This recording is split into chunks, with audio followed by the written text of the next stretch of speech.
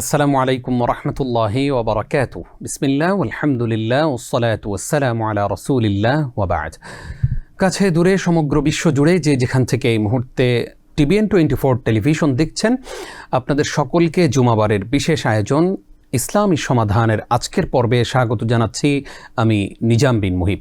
প্রিয় দর্শক, আমরা প্রতি সপ্তাহে একটি গুরুত্বপূর্ণ বিষয় আলোচনা করে থাকি, আপনাদের প্রশ্নগুলো নিয়ে থাকি এবং সেই সাথে গুরুত্বপূর্ণ আলোচনা উপস্থাপন করবার জন্য আমন্ত্রণ জানিয়ে থাকি একজন আমাদের বিদগ্ধ স্কলারকে। যথারীতি আজকেও গুরুত্বপূর্ণ আলোচনা পেশ করবার জন্য আমাদের সঙ্গে যুক্ত হচ্ছেন বাংলাদেশ সহ পৃথিবীর বাংলা ভাষাভাষী মানুষের কাছে অনেক জনপ্রিয় স্কলার, আমাদের প্রিয় মানুষ প্রফেসর ডক্টর মোহাম্মদ মনজুরুল ইলাহি স্যার। আসসালামু আলাইকুম রহমতুল্লাহ। ওয়ালাইকুম আসসালাম রহমতুল্লাহি ওয়া বারাকাতুহু। স্যার কেমন আছেন? আলহামদুলিল্লাহ। আপনাকে আমাদের আলহামদুলিল্লাহ আমরা ভালো আছি স্যার। আমাদের এই TBN24 এর জুমাবারের এই বিশেষ আয়োজনের আজকের আয়োজনে আপনাকে স্বাগত জানাচ্ছি। আপনাকে অনেক অনেক ধন্যবাদ এবং শুকরিয়া। বারাকাল্লাহু ফিক। প্রিয় দর্শক, চলছে হজের মৌসুম, আর এই সময়ে আমাদের যারা আল্লাহর ঘরের মেহমান আছেন তাদের অনেক ধরনের প্রশ্ন থাকে এবং অনেকেই আলহামদুলিল্লাহ ইতিমধ্যেই চলে গেছেন বাইতুল্লাহ এবং আলহামদুলিল্লাহ অনেকেই যাওয়ার জন্য প্রস্তুতি নিচ্ছেন।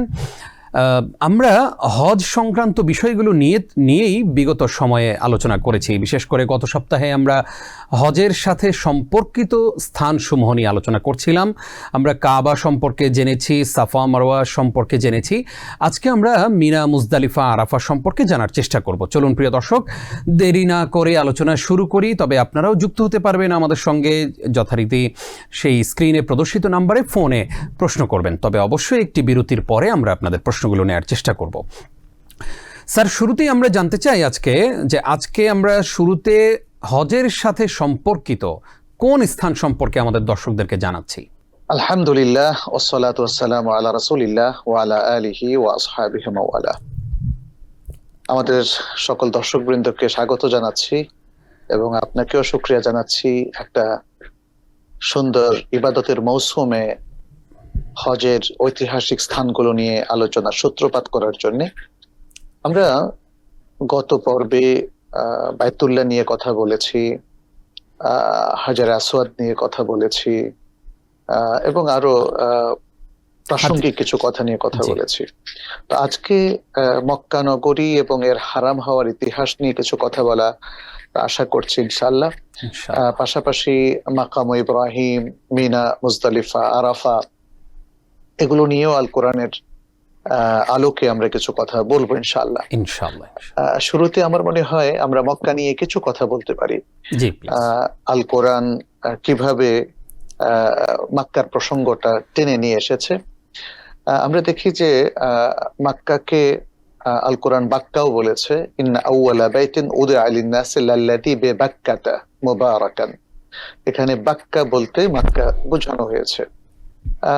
এটাকে আল বালাদুল আমিনও বলা হয়েছে, যেটি সূরাতুত তিনের মধ্যে আমরা দেখি আল্লাহ সুবহানাহু ওয়া তাআলা বলছেন ওয়াহাদাল বালাদিল আমিন, আর এই নিরাপদ নগরীর শপথ। এই নগরীকে আল্লাহ সুবহানাহু ওয়া তাআলা তিনি নিরাপদ করে দিয়েছেন, যেমনটি সূরাতুল বাকারার মধ্যে আল্লাহ সুবহানাহু ওয়া তাআলা উল্লেখ করেছেন ওয়া ইয জাআলনাল বাইতা মাতাবাতাল লিন-নাসি ওয়া আমনা।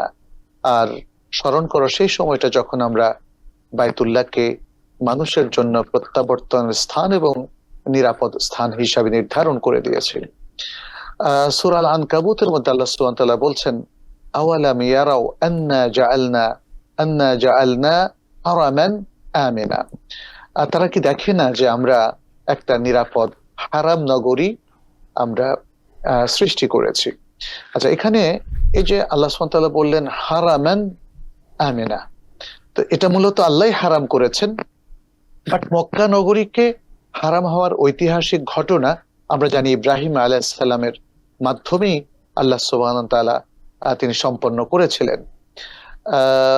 এখানে আমরা যেটা দেখি যে রাসূলুল্লাহ সাল্লাল্লাহু আলাইহি ওয়াসাল্লাম তিনি একটা বিখ্যাত হাদিসে উল্লেখ করেছেন, ইন্না ইব্রাহিমা হাররামা মাক্কা ওয়া দাআ লাহা ওয়া ইন্নী হারামতুল মাদিনা। যে তিনি বলেছেন যে ইব্রাহিম আলাইহিস সালাম তিনি মক্কাকে হারাম ঘোষণা করেছিলেন সেটা অবশ্যই আল্লাহ সুবহানাহু ওয়া তাআলার নির্দেশনা, এবং তিনি মক্কার জন্য দোয়া করেছিলেন। আর আমি মদিনাকে হারাম ঘোষণা করছি, এবং এরপর তিনি হারামের সীমানাটা বললেন যে মদিনার দুটো প্রান্তর সাউর এবং আহ, আহ, যে দুই পাহাড়ের মাঝখানে মদিনা শহর অবস্থিত, তার মাঝখানে বাইনা লাবাতাইহা, এই দুটো জি। প্রান্তের মাঝখানটাকে আমি হারাম ঘোষণা করছি, এবং এর সাথে প্রাসঙ্গিক হুকুম তিনি উল্লেখ করলেন। জাবের রাদিয়াল্লাহু তাআলা আনহু সহিহ মুসলিমের যে হাদিসটি এসেছে তাতে তিনি উল্লেখ করেছেন, সামি'তু রাসূলুল্লাহ সাল্লাল্লাহু আলাইহি ওয়াসাল্লাম ইয়াকুল লা ইয়াহিল্লু লিআহাদিকুম আন ইয়াহমিলা বিমাক্কাতা আস-সিলাহ, যে তোমাদের কারো জন্যই মক্কায় অস্ত্র বহন করা জায়েজ নেই। তো এতে স্পষ্ট হয়ে গেছে যে মক্কাকে যে হারাম ঘোষণা করা হয়েছে, তার মানে এটাকে নিরাপদ নগরী হিসেবে ঘোষণা করা হয়েছে।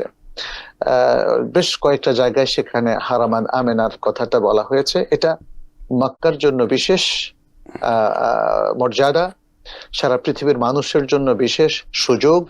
তারা এই মক্কা নগরীতে এসে একদিকে হজ করে, ওমরা করে, এখানে দোয়া করে, সালাত আদায় করে, এবং এই নিরাপদ নগরীর যে বিশাল ফজিলত সেটাও তারা এখানে পেয়ে যায়। সুতরাং আমরা যেটা দেখি যে পৃথিবীর প্রথম ঘরটা হলো বাইতুল্লাহ, তারপরের ঘরটা হলো আল মসজিদুল আকসা। বুখারীর বর্ণনায় বলা হয়েছে দুটো ঘরের মধ্যে ব্যবধান হচ্ছে 40 বছর। সংক্ষেপে হচ্ছে আসলে মক্কা নগরীর এবং মক্কার প্রথম ঘরের ইতিহাস। আর জি। এটা যে হারাম, সেই হারাম নগরীর ইস্যুটা নিয়ে অনেকগুলো হাদিস আছে, আমরা সুযোগ হলে বলবো ইনশাআল্লাহ। ইনশাআল্লাহ। স্যার, আমরা পার্ট বাই পার্ট অনেকগুলো পয়েন্টেই বিগত পর্ব থেকে আমরা কথা শুনছি, আলহামদুলিল্লাহ আমাদের খুবই উপকার হচ্ছে। আমরা এবার জানতে চাই মিনা সম্পর্কে। মিনাটা আসলে কি এবং এর গুরুত্ব বা এখানে কি করা হয় সেই বিষয়ে আমরা একটু জানতে চাই। ধন্যবাদ। মিনা এটা প্রাচীন শহর, মক্কা নগরীর প্রাচীন শহর, এবং মিনা মক্কার হারামের সীমানার ভিতরেই একটা জায়গা, ঐতিহাসিক একটা জায়গা। এর সাথে অনেকগুলো স্মৃতি বিজড়িত রয়েছে। আমরা জানি যে এই অঞ্চলটা এক সময় জনমানবহীন ছিল, এবং ইব্রাহিম আলাইহিস সালাম যখন ইসমাইল আলাইহিস সালামকে তিনি রেখে গেলেন ইসমাইল আলাইহিস সালামের মা বিবি হাজর সহ, তখন থেকে আবাদটা শুরু হয়, এবং পরবর্তীতে মক্কা এবং মক্কার আশেপাশের অঞ্চলগুলো আবাদ হয়ে যায়। তো যখন ইব্রাহিম আলাইহিস সালাম তিনি ইসমাইল আলাইহিস সালাম বড় হওয়ার পরে যখন আসলেন, তখন তিনি কিশোর বালক। এমত অবস্থায় আল্লাহ সুবহানাহু ওয়া তাআলার একটা নির্দেশ তারা বাস্তবায়ন করলেন, এবং সেই নির্দেশটি ঐতিহাসিকভাবে অনেকগুলো বর্ণনা বলছে সেটা মিনায় ঘটেছিল। কি সেই নির্দেশ, যেটি সূরা আস-সাফাতের মধ্যে বর্ণিত হয়েছে। ইব্রাহিম আলাইহিস সালাম তার সন্তানকে বললেন, ইন্নী আরা ফিল মানামে আন্নী আযবাহুকা, আমি স্বপ্নে দেখছি আমি তোমাকে কুরবানি করছি। নবীদের স্বপ্ন তো সত্য, তার মানে হচ্ছে এটা ওহী। নবীদের স্বপ্ন এক প্রকার ওহী, ফলে এটা আল্লাহ সুবহানাহু ওয়া তাআলার পক্ষ থেকে এক নির্দেশ। এখানে অনেক বড় ঘটনা, আমরা খুব সংক্ষেপ করছি। সেখানে ইসমাইল আলাইহিস সালামকে কোরবানি করার যে নির্দেশনা তিনি পেলেন, এবং তিনি বাবা হিসাবে কিন্তু একটুও তিনি ভড়কে যাননি, ভয় পাননি। তিনি তার সন্তানকে প্রস্তাব দিলেন, এটা আল্লাহর নির্দেশ, আমি তোমাকে কোরবানি করার নির্দেশনা পেয়েছি, এখন তুমি বলো তোমার কি অভিমত। সুবহানাল্লাহ। যেমন পিতা তেমন সন্তান। ইব্রাহিম আলাইহিস সালামের এই নির্দেশের পরে ইসমাইল বললেন, ইফআল মা তুমার, আপনাকে যে নির্দেশ দেওয়া হয়েছে আপনি সেটা পালন করুন, কোনো দ্বিধা নাই, না বাবার মধ্যে না সন্তানের মধ্যে। সুবহানাল্লাহ, সুবহানাল্লাহ। তো এই যে ঐতিহাসিক ঘটনা সব মিনারই ঘটনা, এবং এখানে আরো অনেকগুলো ঘটনার ইঙ্গিত পাওয়া যায় সরাসরি, যদিও বিশুদ্ধ হাদিসগুলোতে বর্ণনাটা নাই। যেমন শয়তান তাদেরকে একটু মিসগাইড করার যে অপচেষ্টা করেছিল, কিন্তু এই ঘটনাটা খুব বেশি নির্ভরযোগ্য নয়, তবে এমনটি কথিত আছে, যেটাকে কেন্দ্র করে বাইহাকির বর্ণনা সম্ভবত আমার যেটা মনে পড়ে, সেখানে জামরাতুল আকাবায় পাথর নিক্ষেপের যে জি, ঘটনাটা আছে, জি। যদিও বিশুদ্ধ হাদিসে বলা হয়েছে ইন্নামা জুইলা তাওয়াফু বিল বাইতি ওয়াস সাইয়ু বাইনা আস-সাফা ওয়াল মারওয়া ওয়া রামিউল জামার ওয়া রামিউল জামার লিইকামাতি যিকরিল্লাহ। এগুলোকে ইসলামের মহান আমল হিসেবে আখ্যায়িত করা হয়েছে এবং বলা হয়েছে এগুলো আল্লাহর স্মরণকে প্রতিষ্ঠিত করার জন্য। অনেকেই মনে করে থাকে জামরাতের মধ্যে শয়তান যেহেতু বিভিন্ন জায়গায় প্রতারণা করার চেষ্টা করেছে, অতএব সেখানে পাথর মারা হয়েছে। বাট আমরা বিশুদ্ধ হাদিসগুলোতে ডিটেলস বর্ণনাটা পাই না, বরং যেটা আমরা জানি যে এটা রাসূল সাল্লাল্লাহু আলাইহি সাল্লাম এই নির্দেশটা জারি করেছেন এবং এর আগ থেকেই এটা ছিল। হজের অনেকগুলো কার্যক্রম আসলে আগে থেকে ছিল। মিনায় ইয়ামুত তারবিয়াতে আগমন হজ উপলক্ষে, এটি কিন্তু ইসলামের আগ থেকেই প্রচলন ছিল এবং 9 তারিখে মানুষ যারা কোরাইশ তারা মুজদালিফা পর্যন্ত গিয়ে আবার তারা 10 তারিখে ফিরে আসতো মক্কায়।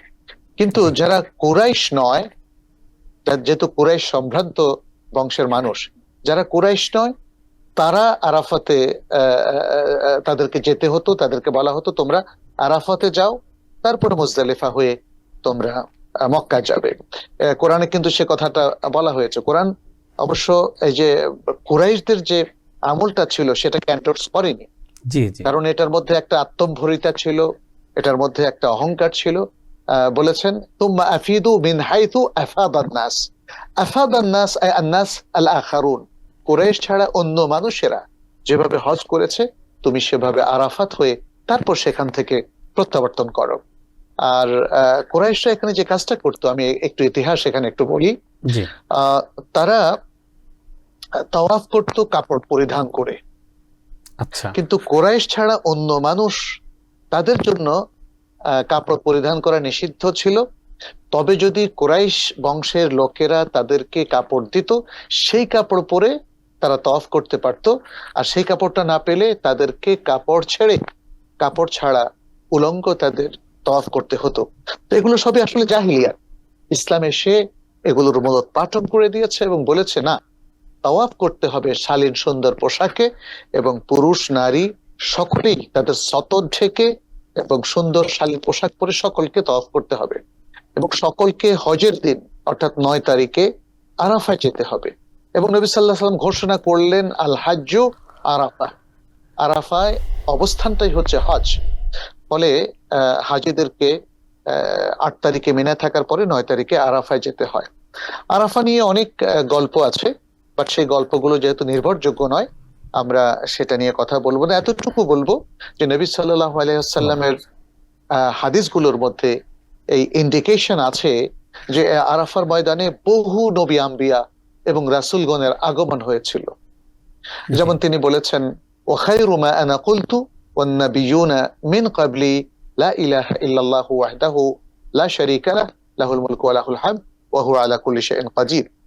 আমি এবং আমার পূর্ববর্তী নবীগণ যারা এই আরাফায় আমার পূর্বে আগমন করেছিলেন তাদের করা সর্বোত্তম দোয়া হচ্ছে লা ইলাহা ইল্লাল্লাহু ওয়াহদাহু লা শারীকা লাহু লাহুল মুলকু ওয়া লাহুল হামদ ওয়া হুয়া আলা কুল্লি শাইইন কাদির। ফলে আমরা এখানে দেখি যে আরাফাত এই যে ইতিহাসটা এখানে আমাদের কাছে কোরআন উল্লেখ করেছে ইযা আফাদতুম মিন আরাফাত, জি, আল কোরআন বলছে যখন তোমরা আরাফাত থেকে ফিরবে তখন বলছে তোমরা মাশআরুল হারামের কাছে অবস্থান করবে, তাই না? তাহলে এই যে এখানে মুজদালিফার প্রসঙ্গটা চলে আসে। মুজদালিফা, মিনা, আরাফা, মুজদালিফা পাশাপাশি। তো মাশআরুল হারামটা হচ্ছে মুজদালিফার মধ্যে, যেখানে আরাফা থেকে ফেরার পরে একটা রাত্র থাকতে হয়। রাতের অধিকাংশ সময় যদি সে মাদুর হয় অথবা পুরো রাত্রটা ফজর পর্যন্ত থাকতে হয়, এটাকে বলা হয় ওকুফে মুজদালিফা। এই ওকুফে মুজদালিফার একটা পর্যায়ে নবী সাল্লাল্লাহু আলাইহি সাল্লাম আয়াতের নির্দেশনার আলোকে মাশআরুল হারামে এসে কিছু অবস্থান করেছিলেন এবং দোয়া করেছিলেন। সেখানে এখন মসজিদুল মাশআরুল হারাম এটি আছে। আর মিনার মধ্যে আমরা দেখি যে একটা বিখ্যাত মসজিদ আছে, মসজিদুল খাইফ। এই মসজিদটা অনেক পুরাতন, বাট যেটা জানা যায় যে এখানে নবী সাল্লাল্লাহু আলাইহি সাল্লামের সময় আসলে কোনো মসজিদ ছিল না। এমনকি আরাফার মধ্যে যে মসজিদ নামিরা, সেটিও নবী সাল্লাল্লাহু আলাইহি ওয়াসাল্লামের সময় ছিল না। তবে আমরা এতটুকু জানি যে নবী সাল্লাল্লাহু আলাইহি ওয়াসাল্লাম আরাফাতে আসার আগেই তিনি বলেছেন নামিরায় তিনি অবস্থান গ্রহণ করবেন এবং সেখানে যেন একটা তাঁবু টাঙানো হয়। তাঁবু টাঙানো হলো, তিনি সেখানে কিছুক্ষণ বিশ্রাম করলেন। জাওয়ালের টাইমে একটু নেমে এসে তিনি এই নামিরা এলাকার এক প্রান্তরেই তিনি খুতবা দিলেন। তিনি কিন্তু জাবালে আরাফা বা জাবালে রাহমা, লোকরা যাকে জাবালে রাহমা বলে, সেখানে উঠেননি। তাহলে জাবালে রাহমা এটা মানুষের দেয়া নাম, বাট এটা ইতিহাসে বিখ্যাত হলো জাবালে আরাফা। তো এই যে মিনা, আরাফা, মুজদালিফা, এগুলো হজের সাথে ওতপ্রোতভাবে জড়িত ঐতিহাসিক স্থান এবং এগুলোকে বলা হয় আল মাশায়ের আল মুকাদ্দাসা, ইসলামের অত্যন্ত সম্মানিত জায়গা। ফলে এই জায়গাগুলোতে যারা জিয়ারাতে যান, বিশেষ করে হজ উপলক্ষে, জায়গাগুলোর পবিত্রতা তাদের বজায় রাখতে হয়, এগুলোর সম্মান তাদেরকে বজায় রাখতে হয়। এবং সেই কথাটি আল্লাহ সুবহানাহু ওয়া তাআলা সূরাতুল হজ্জের মধ্যে উল্লেখ করেছেন, ওয়া মান ইউআযযিব শাআইরাল্লাহি ফাইন্নাহা মিন তাকওয়াল কুলুব। আর যারা আল্লাহর এই শাআইর গুলো, এই নিদর্শনগুলোকে সম্মান করে, এটা তাদের অন্তরের তাকওয়া। আল্লাহর এই নিদর্শনগুলো আমরা দেখি যে এগুলোকে শাআইর বলা হয়েছে। আরেকটা আয়াতে ইন্না সাফা ওয়াল মারওয়াতা মিন শাআইরিল্লাহ, সাফা এবং মারওয়া আল্লাহর নিদর্শনের অন্তর্ভুক্ত। ফলে এই মক্কা নগরীর নানা নিদর্শন আমরা দেখতে পাচ্ছি আছে এবং এগুলো ঐতিহাসিক, বিশাল মর্যাদা রয়েছে, সম্মান রয়েছে। এগুলোকে তাআযীম করা ইসলামের মহান নির্দেশ। খুবই গুরুত্বপূর্ণ একটি আলোচনা আমরা আজকের এপিসোডে আমাদের দর্শকদেরকে উপহার দিতে পেরেছি, আলহামদুলিল্লাহ। স্যার, আমরা প্রসঙ্গত একটু জানতে চাই যে অনেক সময় দেখা যায় যে এই যে জাবালের রহমতে যেই পিলার রয়েছে বা কোনো একটা চিহ্ন থাকে, সেখানে বাংলাদেশি হাজী সাহেবরা গিয়ে নাম লিখে আসেন। সেখানে অনেক দেশের হাজী সাহেবদেরকে দেখেছি, সেখানে পাথর হোক বা কোনো কিছু খোদাই করে হোক, সেখানে নাম লিখে আসেন। এইটার দ্বারা কি আসলে কোনো ফায়দা আছে কিনা? না, আসলে দেখুন, আমরা একটু আগেই বারবার উল্লেখ করেছি এগুলো মিন শাআইরিল্লাহ। অতএব এদের সম্মান কিন্তু রক্ষা করতে হবে। এদের সাথে আমাদের ডিলিংটা কেমন হবে সেটা আমাদেরকে জেনে নিতে হবে এবং জেনে নিব আমরা রাসূল সাল্লাল্লাহু আলাইহি ওয়াসাল্লামের হজ থেকে। রাসূল সাল্লাল্লাহু আলাইহি ওয়াসাল্লামের হজের পুরো ডেসক্রিপশন এবং বর্ণনা আমরা হাদিসে জাবির ইবনে আব্দুল্লাহ রাদিয়াল্লাহু তাআলা আনহুর মধ্যে পাই, যেটি সহিহ মুসলিমের মধ্যে বর্ণিত হয়েছে, 2840 নম্বর হাদিস, সম্ভবত আমরা আগে উল্লেখ করেছি। তো এখানে আমরা দেখি যে রাসূল সাল্লাল্লাহু আলাইহি ওয়াসাল্লাম জাবালে আরাফার সামনে এসে দাঁড়িয়েছেন। এখানে হাদিসে বলা হচ্ছে মাকানা সাখরা, পাথরের জায়গা। যেহেতু এটা পুরোটাই পাথুরে পাহাড়, এই জন্য এটাকে পাথরের জায়গা বলা হয়েছে। নবী সাল্লাল্লাহু আলাইহি ওয়াসাল্লাম সেখানে দাঁড়িয়ে লম্বা টাইম দোয়া করলেন। তিনি পাহাড়ে উঠলেনও না, কোনো পাহাড়ের গায়ে তার নামও উল্লেখ করলেন না। তিনি তো লিখে যেতে পারতেন, তাই না? তাহলে মানুষ জানতো এটা নবী সাল্লাল্লাহু আলাইহি ওয়াসাল্লামের হাতের লেখা। নবী সাল্লাল্লাহু আলাইহি ওয়াসাল্লাম এই কাজটা কোথাও করেননি, না মিনায়, না আরাফাতে, না মুজদালিফায়, না কোনো পাহাড়ে উঠে। কোথাও তিনি তার স্মৃতি চিহ্ন এইভাবে লিখে রেখে যাননি। এগুলো মানুষের মধ্যে আসলে অনর্থক কাজ, যেটা করাটা মোটেই উচিত না। সে জাবালে রাহমাত বা জাবালে আরাফাতের উপর উঠে নিজের নাম লিখে যায়, গারে হেরার মধ্যে উঠে নিজের নাম লেখে, তারিখ লেখে, তারপরে গারে তাউরের মধ্যে উঠে। এগুলো আসলে উচিত নয়। যেগুলো এগুলো আল্লাহর পবিত্র জায়গা, আল্লাহর ঘোষিত সম্মানিত জায়গা।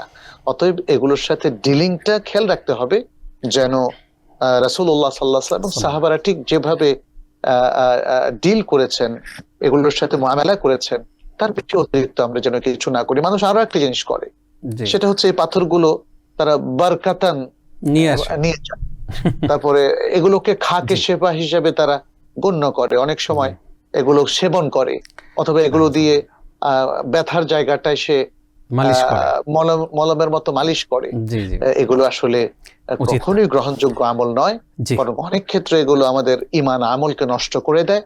এ ব্যাপারে আমাদের সতর্ক থাকতে হবে। আল্লাহ আমাদেরকে হেফাজত করুন, আমিন। স্যার, আসবো আপনার কাছে আবার ইনশাআল্লাহ ছোট্ট একটি বিরতির পর। প্রিয় দর্শক, আপনারা দেখছেন ইসলামী সমাধান।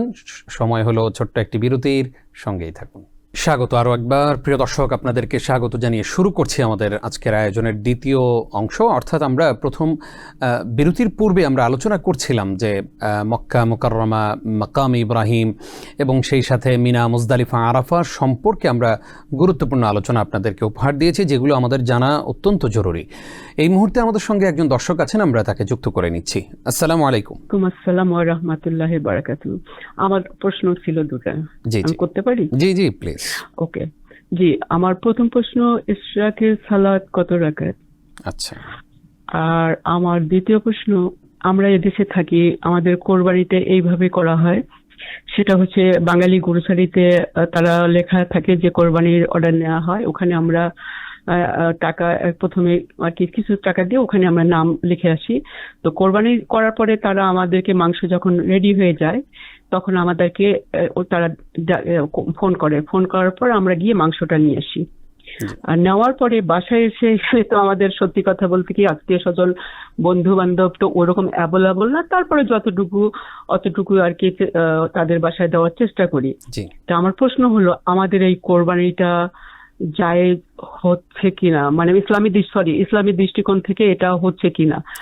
আর এর সাথে যে যারা অনেকে আবার তারা প্রশ্নটা রাখতে বলছে যে বাংলাদেশে টাকা পাঠায় কোরবানি করার জন্য, তো তাদেরটা ঠিক আছে কি নাকি আমাদেরটা ঠিক আছে? এখন আমি এইটা জানতে চাইছি। অসংখ্য ধন্যবাদ আপনাকে, খুবই গুরুত্বপূর্ণ প্রশ্ন করেছেন আপনি। স্যার, আপনাকে আরো একবার স্বাগত জানাচ্ছি আমাদের আজকের আয়োজনে। আমাদের এক বোন প্রশ্ন করেছেন যে ইশরাকাত সালাত কত রাকাত পড়তে হয়, কত রাকাত পড়বেন? ইশরাকের সালাত মূলত আসলে সালাতুদ দুহারই একটা অংশ, অর্থাৎ সূর্যের আলো যখন মাটিতে পড়ে তখন থেকে নিয়ে জাওয়াল তথা জোহরের আগ পর্যন্ত এই সালাতটাকে চাশতের সালা বা সালাতুদ দুহা বলা হয়। প্রথম ভাগে যখন সূর্য মাত্র উঠে তখন পড়লে এটাকে ইশরাক নাম দেওয়া হয়েছে।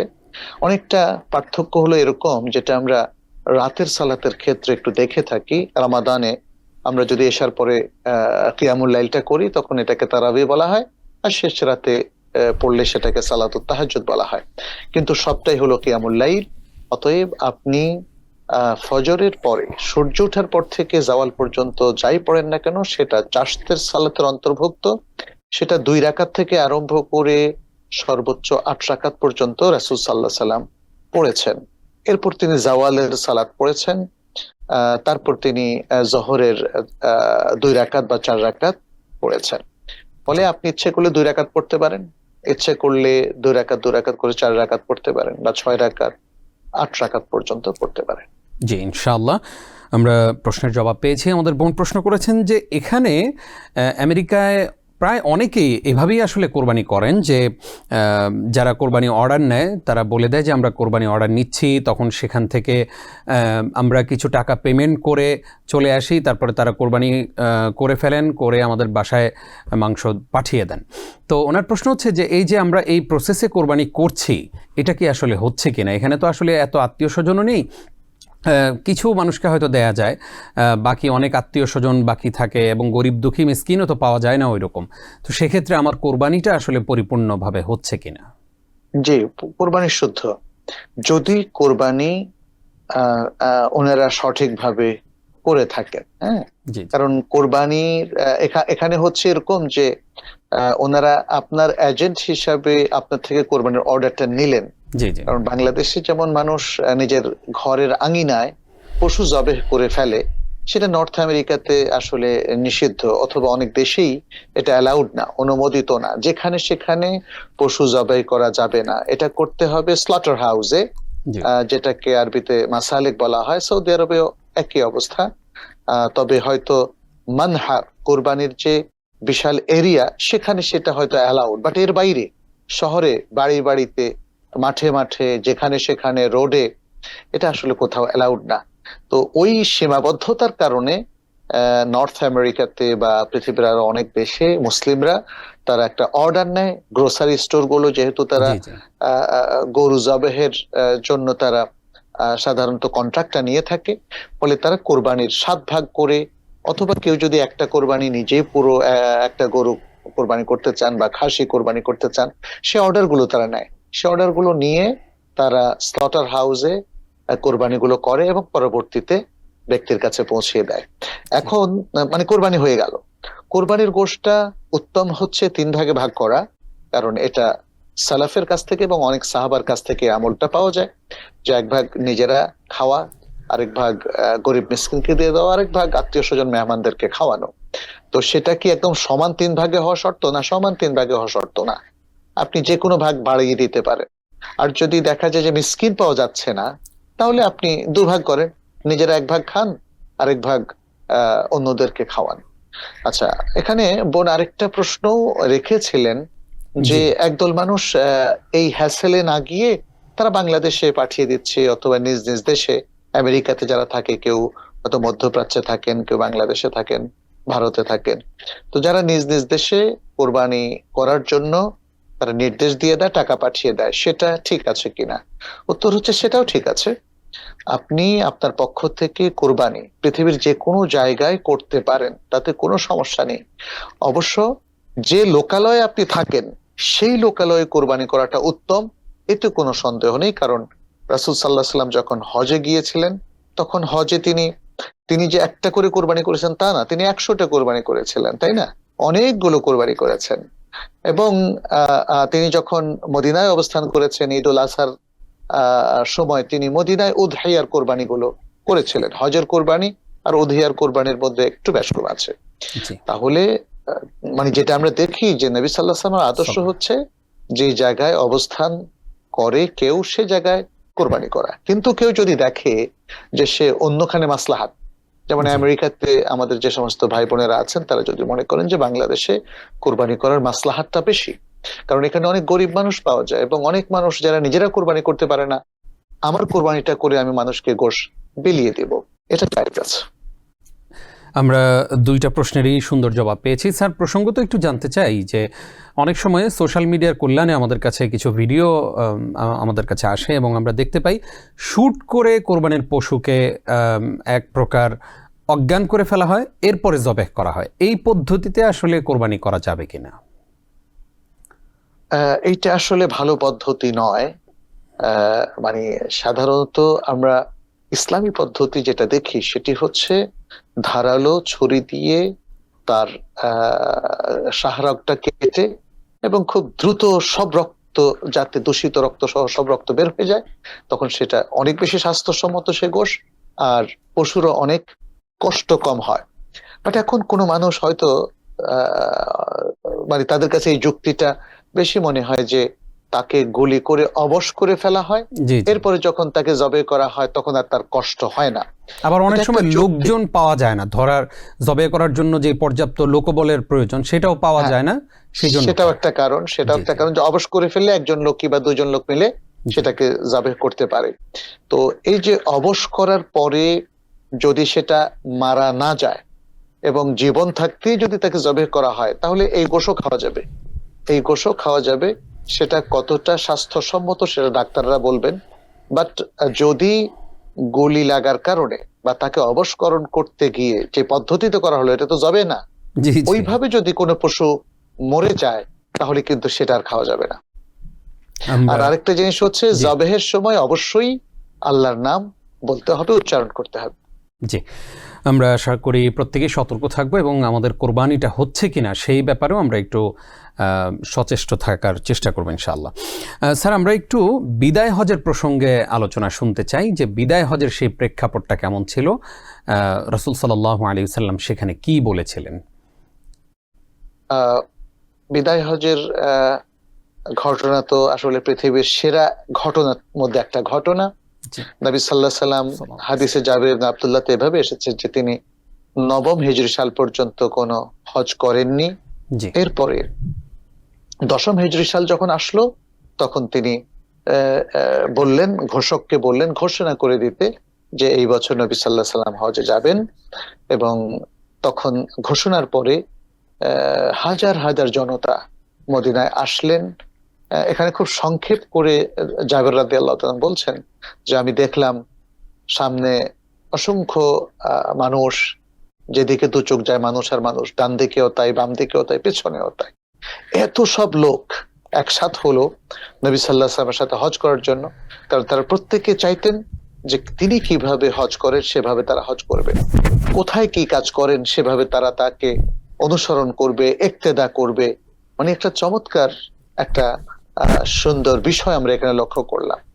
এভাবে নবী সাল্লাল্লাহু আলাইহি সাল্লামের হজের ঘটনা অনেক লম্বা, যেহেতু আপনি বিদায় হজের ভাষণের দিকে ইঙ্গিত করতে বলেছেন, জি। তো আমরা সেটা এখানে উল্লেখ করব। নবী সাল্লাল্লাহু আলাইহি সাল্লাম আরাফার দিন মিনা থেকে এসে সরাসরি নামিরায় অবতরণ করলেন, সেখানে কিছু বিশ্রাম করলেন এবং জাওয়ালের সময় তিনি উপত্যকায় নেমে এসে খুতবা দিলেন। খুতবায় তিনি ঐতিহাসিক সব গুরুত্বপূর্ণ কথা তিনি বললেন, যা মানুষের, সকল মানুষের জন্য এবং বিশেষ করে মুসলিম উম্মার জন্য অবিস্মরণীয়, অনুকরণীয় এবং তাদের জন্য অত্যন্ত গুরুত্বপূর্ণ একটা ভাষণ। তিনি বললেন, নিশ্চয়ই তোমাদের জান এবং মাল ততটাই সম্মানিত যতটা সম্মানিত আজকের এই মহান দিন, আজকের এই মাস এবং এই মহান স্থান, এই মহান জনপদ বা শহর। অর্থাৎ তিনি মানুষের জানমালকে এতটাই প্রোটেকশন দিলেন এবং সেটার অধিকার এতটাই জরুরি বলে ঘোষণা করলেন, যেভাবে এই মাস, এই দিন এবং এই মক্কা নগরীর সম্মান রক্ষা করাটা অপরিহার্য। তিনি বললেন সেখানে যে কোনো আরবের উপর অনারবের উপর আরবের শ্রেষ্ঠত্ব নেই, কোনো কালোর উপর সাদার কোনো শ্রেষ্ঠত্ব নেই। তিনি সারা বিশ্বের সকল মানুষের মধ্যে মহান সাম্যের এবং সমান মর্যাদার একটা ঘোষণা দিলেন। তিনি নারীদের অধিকারের ঘোষণা দিলেন এবং নারীদের ব্যাপারে যেন পুরুষরা আল্লাহকে ভয় করে, পুরুষরা যেন তাদের স্ত্রীদের সাথে সদয় আচরণ করে, তাদেরকে যেন কোনো অত্যাচার না করে, বরং তাদের অধিকার তাদেরকে সুন্দরভাবে দেয়, সে ঘোষণা তিনি তাদেরকে দিলেন। এবং নারীদেরকেও তিনি বললেন তারা যেন তাদের স্বামীকে অভিভাবক হিসাবে মেনে নেয়, স্বামীর আনুগত্য যেন তারা করে এবং তারা যেন স্বামীর অনুমতির বাইরে তাদের গৃহের অভ্যন্তরে আর কাউকে প্রবেশাধিকার না দেয়। খুব চমৎকার সব কথা তিনি বলেছেন। এই দিন তিনি জাহিলি যুগের রক্তপণকে বাতিল ঘোষণা করেছেন, কারণ জাহিলি যুগের অন্যায়, জুলুম, নির্যাতন ছিল আসলে বিশ্ববিদিত এবং এটা ছিল অত্যন্ত ঘৃণ্য। মানুষ কথায় কথায় মানুষকে খুন করত। অতএব সেগুলোকে তিনি নিরসন করে দিলেন। এখন থেকে আর কোনো খুনাখুনি হবে না। এরপর তিনি সুদকে রহিত করলেন, বললেন সকল সুদ আজ থেকে কমপ্লিটলি রহিত করা হলো এবং তিনি তার চাচার সুদকেও তিনি রহিত করলেন। এভাবে তিনি অধস্থন কর্মচারীদের এবং কৃতদাসদের অধিকারের ঘোষণা দিলেন। সারা বিশ্বের ইতিহাসে আসলে এই ঘোষণাটা অবিস্মরণীয়, কারণ তিনি বললেন যে তাদের অধিকার যেন ক্ষুণ্ণ করা না হয় এবং তাদেরকে তাদের খাবারের অধিকার, তাদের অন্ন, বস্ত্র, বাসস্থানের অধিকারের কথা তিনি চমৎকার ভাবে ঘোষণা করলেন। এবং তিনি অন্যান্য রেওয়ায়তে আরো জানা যায়, সহিহ মুসলিমের রেওয়ায়তের বাইরে তিনি এটাও ঘোষণা করলেন যে তিনি মানুষের কাছে, উম্মার কাছে দুটো জিনিস, ইন্টেলেকচুয়াল সম্পদ তিনি রেখে যাচ্ছেন। একটা হলো আল কোরআন, আরেকটা হলো সুন্নাহ। মানুষ যতদিন কোরআন এবং সুন্নাহকে আঁকড়ে ধরে থাকবে ততদিন তারা পথ হারাবে না, তারা সঠিক পথে থাকবে, সত্যের পথে, ঈমান এবং আমলের পথে থাকবে। এবং সেই মহাসত্যের জন্য তিনি মানুষকে সতর্ক করলেন। পরিশেষে অনেক গুরুত্বপূর্ণ ভাষণ দিয়ে তিনি শেষে বললেন, আমি কি আপনাদের সবার কাছে পৌঁছাতে পেরেছি? উপস্থিত জনতা এক স্বরে বললেন, হ্যাঁ, আমরা আপনার কথা শুনেছি, আপনি আমাদের কাছে আল্লাহর বাণী পৌঁছিয়েছেন। তখন তিনি 3 বার বললেন, আল্লাহুম্মা শাহাদ, আল্লাহুম্মা শাহাদ, আল্লাহুম্মা শাহাদ। হে আল্লাহ, আপনি সাক্ষী থাকুন, আপনি সাক্ষী থাকুন, আপনি সাক্ষী থাকুন, আপনার বাণী আমি সকল মানুষের কাছে পৌঁছে দিয়েছি। তো এই হলো চমৎকার আসলে বিদায়ী হজের ভাষণ। নবী সাল্লাল্লাহু আলাইহি ওয়াসাল্লাম এই ভাষণ দিয়ে আসলে মানবতার বিজয় তিনি সাধন করেছেন। মানুষের অধিকারকে তিনি প্রতিষ্ঠিত করে গেছেন এবং এই অধিকার আসলে এত সুন্দরভাবে আর কেউ প্রতিষ্ঠিত করতে পারেনি। আমরা আধুনিক যুগে হিউম্যান রাইটস ডিক্লারেশন দেখি, বাট নবী সাল্লাল্লাহু আলাইহি ওয়াসাল্লামের এই ডিক্লারেশন ছিল কালজয়ী এবং সৌন্দর্যমণ্ডিত এবং সত্যিকার অর্থে মানব দরদি, মানব বান্ধব এক চমৎকার ভাষণ তিনি সেদিন দিয়েছিলেন। আল্লাহু আকবার, কি চমৎকার আলোচনা। আল্লাহ রাব্বুল আলামিন আমাদেরকে সেই বিদায় হজের শিক্ষায় নিজের জীবনটাকে পরিচ্ছন্ন করার এবং সুন্দর করে সাজিয়ে নেবার তৌফিক দান করুক, আমিন। এই মুহূর্তে আমাদের সঙ্গে আরো একজন দর্শক আছেন, অনেকেই আছেন, আমরা একজনকে যুক্ত করছি। আসসালামু আলাইকুম। ওয়ালাইকুম আসসালাম। আসসালামু আলাইকুম হুজুর, আপনারা ভালো আছেন? জি ওয়ালাইকুম আসসালাম, আমরা ভালো আছি। জি আপনি প্রশ্ন করুন। আচ্ছা, আমার হুজুরের কাছে একটা প্রশ্ন হচ্ছে যে আমরা মহিলারা যারা যেমন নিজের ঘনিষ্ঠ কোনো আত্মীয় স্বজন মারা গেলে, যেমন কবরের পাশে যেমন মা বাবা বা হাজবেন্ড এরকম মানে কবরে মহিলারা কি যাওয়া যায় নাকি? কোন স্কলাররা বলেন যাওয়া যায়, আবার কেউ কেউ বলেন যে যাওয়া যায় না। যদি যাওয়া যায় আল্লাহ তাআলা বলে থাকেন তাহলে গিয়ে কি করা উচিত? হুজুরকে একটু বলুন। ধন্যবাদ আসসালামু আপনাকে। আলাইকুম। স্যার আপনিও নিশ্চয়ই প্রশ্নটি শুনেছেন। যে প্রশ্নটি শুনেছি, মানে এখানে ইখতিলাফ আছে, কথাটা সত্য, তবে বিশুদ্ধ মতামত হচ্ছে মেয়েরা কবরের পাশে না যাওয়া। অনেকগুলো কারণ আছে, বাট যেটা হাদিসে এসছে, নবী সাল্লাল্লাহু আলাইহি সাল্লাম অধিক জিয়ারতকারিণী মহিলাদেরকে লানাতের কথা বলেছেন, যে আল্লাহ তাআলা তাদেরকে লানাত করেন। লানাত করার মূল কারণটা হচ্ছে শুধু জিয়ারত না, সেখানে গিয়ে জাজা ফাজা করা, চিৎকার করা, বিলাপ করা, বুক ছাপড়ানো, যেগুলো আমরা অনেক দুর্বল মনের মহিলাদের মধ্যে দেখি। তো এখন হয়তো অনেকে বলবেন যে আমরা তো সেটা করব না, তবুও কি না যাব, মানে যাওয়া যাবে না? উত্তর হচ্ছে যে হ্যাঁ, যাওয়া যাবে না, কারণ ইসলামের অনেকগুলো বিধান যখন দেখা যায় যে অনেকেই মানবিক দুর্বলতার কারণে এটা করে, তখন নিষেধ করে দেওয়া হয়। এটা অনেকটা যেমন ধরেন কোনো পুরুষ এবং মহিলা যাদের মধ্যে একে অপরের মাহরাম নাই, সেরকম মহিলা যদি কোনো রুমের মধ্যে একাকী অবস্থান করে, এটা শরিয়া জায়েজ বলে না। যদিও তারা হয়তো বলবে যে না, আমরা পবিত্র থাকবো, আমরা কোনো ধরনের ইন্টারাকশনে যাব না, কোনো খারাপ কিছু করব না, তবুও শরিয়া এই জায়গাগুলোকে আসলে যে নির্দেশনা দিয়েছে সেটাকে মানার জন্য আমাদেরকে মোটিভেশনটা দেয়। তো সেজন্য আমরা বলবো সংক্ষেপে এতটুকুই, যে আপনারা আপনাদের মৃত আত্মীয় স্বজন, আপনার হয়তো বাবা, আপনার হয়তো স্বামী যারা মারা গিয়েছে, তাদের জন্য দোয়া করবেন। দোয়াটাই কাজে আসে। আপনার এই যে জিয়ারত, সেখানে গিয়ে যেটা জিয়ারত যখন জায়েজ হয়, সেখানেও দেখবেন যে সালাম দেওয়ার পরে দোয়া, আপনি সালামের মধ্যে দোয়া আছে। অতএব দোয়ার অতিরিক্ত আর কোনো কিছু নেই। এবং মেয়েদের যেহেতু রাসূল সাল্লাল্লাহু আলাইহি ওয়াসাল্লাম নিষেধ করেছেন, তারা কবরে যাবে না, তারা দূর থেকে দোয়া করবে। জি, জাযাকাল্লাহ খাইর। স্যার আমরা অনেকগুলো গুরুত্বপূর্ণ প্রশ্নের জবাব দিয়েছি এবং আপনি আজকেও কষ্ট করে আমাদেরকে সময় দিয়েছেন, আমাদের জ্ঞান ভাণ্ডারকে সমৃদ্ধ করেছেন। সেই জন্য আপনাকে TBN 24 টেলিভিশনের পক্ষ থেকে ধন্যবাদ জানাচ্ছি। বারাকাল্লাহু ফিকুম। আমিন ওয়া ইয়াকুম। প্রিয় দর্শক, দেখতে দেখতে আমাদের এই যে হজের প্রোগ্রামগুলো আমরা শেষ করছি। কি শিখছি এ থেকে? হজ নিয়ে আমরা অনেকগুলো এপিসোড করেছি। যারা এই বছর হজে যাচ্ছেন কিংবা সামনে যাবেন, আপনাদের জন্য অনেক রসদ রয়েছে এই আয়োজনে। তাই আসুন প্রতিটি এপিসোড আমরা খুব গুরুত্ব সহকারে শুনি এবং সেই অনুযায়ী আমল করার চেষ্টা করি। আল্লাহ তাআলা আমাদেরকে সেই তৌফিক দান করুক, আল্লাহুম্মা আমিন। আল্লাহ তাআলা আমাদের প্রত্যেককে হজ্জে মাবরুর নসিব করুন, আমিন। আজ এই পর্যন্তই। আপনারা এতক্ষণ দেখছিলেন TBN 24 টেলিভিশনের জুমাবারের বিশেষ আয়োজন ইসলামী সমাধান। অনুষ্ঠানের আজকের পর্বের ইতি টানছি। আগামী সপ্তাহে আবার ঠিক একই সময় দেখা হয়ে যাবে। আল্লাহ তাআলা আপনাদের সকলকে ভালো রাখুন, সুস্থ রাখুন। হাযা মা ইনদি ওয়াল ইলমু ইনদাল্লাহ। আসসালামু আলাইকুম ওয়া রাহমাতুল্লাহ। TBN 24 টেলিভিশন দেখতে আজই কল করুন 7187776556। লগ ইন করুন www.totalcablebd.com। নিউ ইয়র্ক থেকে সম্প্রচারিত TBN 24 টেলিভিশন বিশ্বজুড়ে বাঙালির কণ্ঠস্বর।